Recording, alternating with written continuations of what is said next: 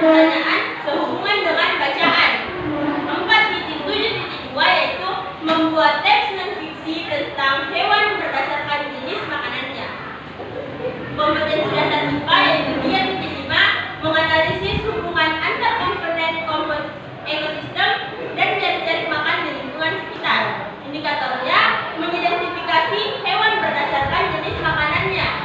Kompetensi 4.5 membuat karya tentang konsep cari-cari makanan dalam suatu ekosistem dan indikatornya yaitu membuat bagan tentang penggolongan hewan berdasarkan jenis makanannya. Tujuan pembelajarannya yang pertama, dengan mencermati teks non-fiksi yang disajikan, siswa mampu menemukan pokok pikiran dalam bacaan secara tepat. Yang kedua, dengan menyimak penjelasan dan mencermati teks bacaan, siswa mampu membuat pertanyaan-pertanyaan sehubungan dengan bacaan-bacaan secara tepat. Yang ketiga, dengan membuat bagan, siswa mampu menggolongkan hewan berdasarkan jenis makanannya secara benar. Dan yang keempat, dengan melakukan pengamatan dan pengumpulan informasi, siswa mampu membuat teks non-fiksi tentang penggolongan hewan berdasarkan jenis makanannya secara benar. Di halaman 3 ada teks yang berjudul ekosistem. Siapa yang mau baca? Saya. Oke. Semua perhatikan bukunya. Ekosistem, semua makhluk hidup memerlukan lingkungan tertentu untuk memenuhi kebutuhannya. Lingkungan adalah segala sesuatu yang berada di sekitar makhluk hidup. Sebuah lingkungan terdiri atas bagian yang hidup atau biotik dan bagian tak hidup atau abiotik. Bagian yang hidup di sebuah lingkungan terdiri atas tumbuhan, hewan, dan makhluk hidup lainnya. Bagian lingkungan yang tak hidup terdiri atas cahaya matahari, air, udara, dan tanah. Cahaya matahari dapat menghangatkan udara, air, dan tanah agar mencapai suhu yang sesuai kebutuhan hidup makhluk hidup. Cahaya matahari juga membantu tumbuhan membuat makanan. Air dan tanah merupakan bagian penting dari sebuah lingkungan. Air yang turun dalam bentuk hujan meresap ke dalam tanah. Air di dalam tanah ini akan dimanfaatkan oleh tumbuhan yang hidup di atasnya dan makhluk hidup kecil lainnya yang hidup di dalam tanah. Bagian hidup yang tak hidup di sebuah lingkungan saling berinteraksi dan saling bergantung satu sama lain. Interaksi antara makhluk hidup dan benda-benda tak hidup di sebuah lingkungan disebut ekosistem. Ekosistem tersusun atas individu, populasi, dan komunitas. Individu adalah makhluk hidup tunggal, misalnya seekor kambing, seekor burung, dan sebuah pohon cemara. Tempat individu tinggal disebut habitat. Populasi adalah kumpulan individu sejenis yang menempati suatu daerah tertentu. Contoh, di sebuah kolam terdapat populasi ikan, populasi tumbuhan teratai, dan populasi lumut. Sementara itu, komunikasi adalah populasi makhluk hidup di suatu daerah tertentu. Contoh komunitas adalah komunitas sungai dan komunitas padang rumput. Lingkungan terbagi menjadi dua. Lingkungan hidup dan betul. Kalau lingkungan yang hidup itu bagaimana? Makhluk hidup. Makhluk hidup itu apa? Ya, tumbuhan, hewan, dan oke, kalau yang tidak hidup? Batu. Ya, itu semua bagian-bagian dari lingkungan. Oke. Kakak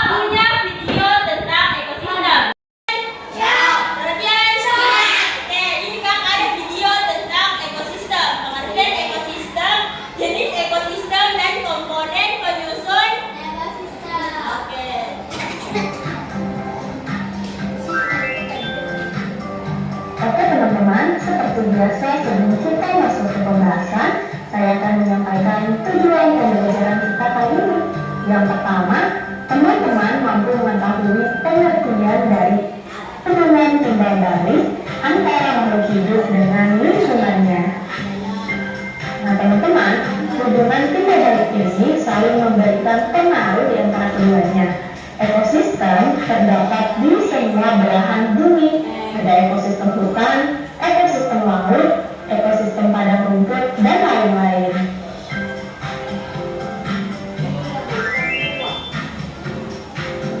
Nah, perlu teman-teman ketahui, ekosistem tersusun atas individu, populasi, dan komunitas. Untuk masing-masing penjelasannya, bisa teman-teman lihat dan baca.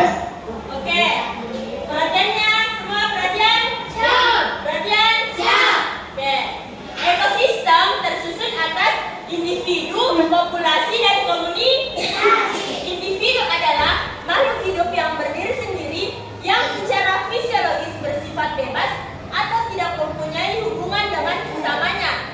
Individu juga disebut dengan satuan makhluk hidup tunggal, misalnya seorang manusia, seekor hewan, atau sebatang pohon. Oke, kalau cuma kakak sendiri ini berarti apa? Individu berarti cuma satu. Oke, yang kedua adalah populasi. Populasi adalah sekelompok makhluk hidup dengan spesies yang sama, yang hidup di suatu wilayah yang sama dalam kurun waktu yang sama pula. Misalnya, pada suatu lahan seluas 200 meter persegi terdapat 500 batang dan tanaman jagung, 100 ekor belalang, 50 ekor jangkrik, dan 3 batang tanaman. Kalau misalnya cuma Erwin, Raka, sama Akna, berarti ini termasuk apa? Iya, termasuk apa? Populasi. Oke. Terus komunitas. Komunitas dapat diartikan sebagai seluruh populasi yang menempati daerah yang sama.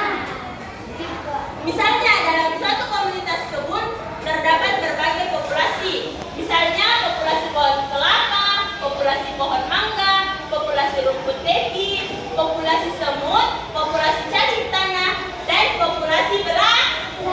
Oke, lanjut lagi. Yaitu ekosistem yang sudah ada di alam, atau dengan kata lain, jenis ekosistem ini terbentuk dengan sendirinya tanpa campur tangan manusia, alias diciptakan oleh Tuhan. Nah teman-teman, contoh dari ekosistem alam ini yaitu laut, sungai, hutan, dan lain sebagainya yang diciptakan oleh Tuhan tanpa campur tangan manusia. Selanjutnya, jenis ekosistem yang kedua yaitu ekosistem buatan. Nah teman-teman, ekosistem buatan ini dibuat oleh manusia atau terbentuk. Oke. Yang kedua, ekosistem Buatan. Apa contohnya ekosistem alami? Apa tadi? Apa? Ekosistem alami. Laut, sungai, ya padang rumput. Kalau padang pasir itu masuk tidak? Tidak.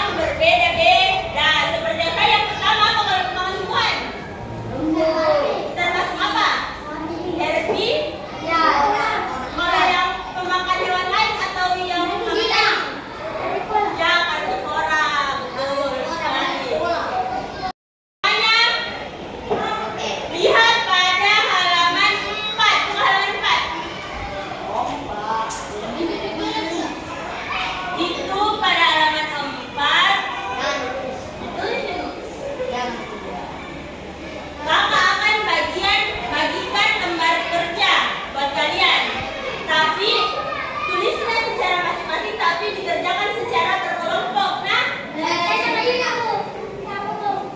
Nah, itu. Yuni saya sama Buka. oke. Oke. Yang laki-laki sama laki-laki, perempuan sama perempuan. Hebat. Perempuan. Laki-laki kelompok 1, perempuan kelompok 2. Di lembar kerjanya ini ada kegiatan 1 dan kegiatan 2. Kegiatan satunya itu membaca tadi tes ekosistem yang tadi yang ada di halaman 3, terus dicari pikiran utamanya dan informasi penting. Contohnya, kalau untuk paragraf pertama, pikiran utamanya itu semua makhluk hidup memerlukan lingkungan tertentu untuk memenuhi kebutuhannya yang ada pada kalimat 1. Sedangkan informasi pentingnya yaitu sebuah lingkungan terdiri atas bagian yang hidup atau biotik dan bagian yang hidup yaitu abiotik. Oke, kalian cari pikiran utamanya pada paragraf 2, 3, dan 4. Terus pada kegiatan 2 yang jenis-jenis makanan tadi. Makanannya nih. Ya, misalnya ayam, apa makanannya? Terus dia masuk di golongan makanan apa? Kayak ini, tumbuhan dan hewan. Terus lalat, makannya nyamuk, berarti dia masuk di golongan makanan apa? Tumbuhan atau hewan? Semuanya ditulis di lembar kerja. Yang ini nah? Oke, kakak bagikan. Duduk dulu sama kelompoknya.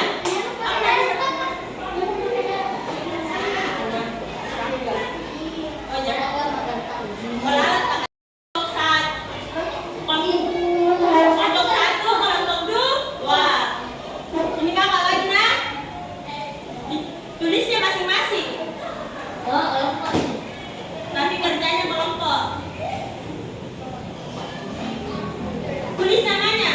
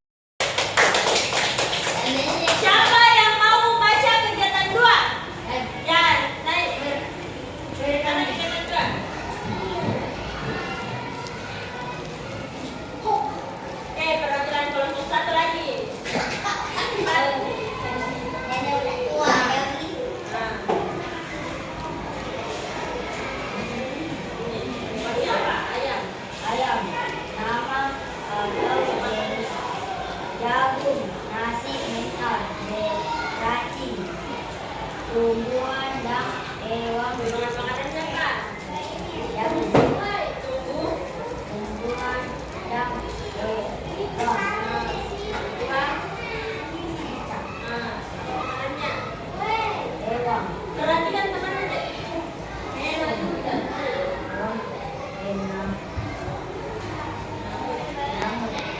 Golongan makanan hewannya termasuk apa? Gimana hewan? Kalau kucing,